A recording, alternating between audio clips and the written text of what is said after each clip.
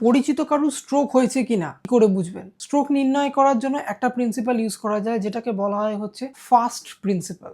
ফাস্টের full form হচ্ছে face, arm, speech and time. প্রথম হচ্ছে মুখ, ফেস। ফেসের একটা সাইডের ওরিয়েন্টেশন চেঞ্জ হয়ে যাবে, একটু ব্যাকাটারা হয়ে যেতে পারে বা একটু ঝুলে যেতে পারে ফেসের মাংসপেশি, আর ফেসিয়াল এক্সপ্রেশনগুলো চেঞ্জ হয়ে যাবে।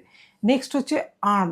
আর্মের উইকনেস, মানে আমরা হাত তুলতে পারবো না, মনে হবে যেন হাতটা ভারী হয়ে গেছে, আঙুল নাড়তে পারবো না, বা একটা হাতে একটা অবশ ভাব চলে আসবে। এস, এস ফর হচ্ছে স্পিচ। স্পিচ মানে হচ্ছে স্পিচ স্লারিং হবে, কথা বলতে গিয়ে আটকে যাবে, তোতলানো আসতে পারে বা মুখ থেকে লালা নিঃসরণ হতে পারে। আর টি হচ্ছে টাইম। এটা কোনো ডায়াগনস্টিক ক্রাইটেরিয়া নয়, টাইম মানে হচ্ছে টাইম ইজ ভেরি ইম্পর্ট্যান্ট।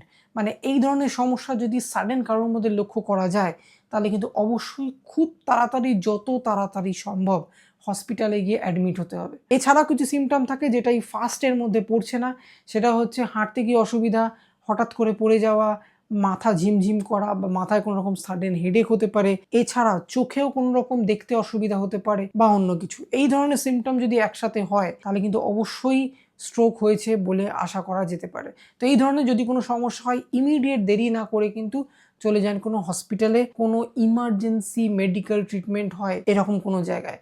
কারণ স্ট্রোকের ক্ষেত্রে কিন্তু প্রথম দিকের আর্লি আওয়ার্স আর ভেরি ইম্পর্ট্যান্ট, আর সেটাকে বলা হয় গোল্ডেন আওয়ার্স।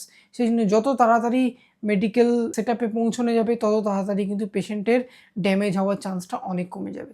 সেই জন্য ফার্স্ট আর বাকি নিয়মগুলো কিন্তু অবশ্যই জেনে রাখতে হবে, যাতে কারোর কোনো সমস্যা এই ধরনের হলেও যাতে সমস্যাটা বেশি দূর অবধি না যায় আর যাতে এর থেকে তাড়াতাড়ি মুক্তি পাওয়া যায়।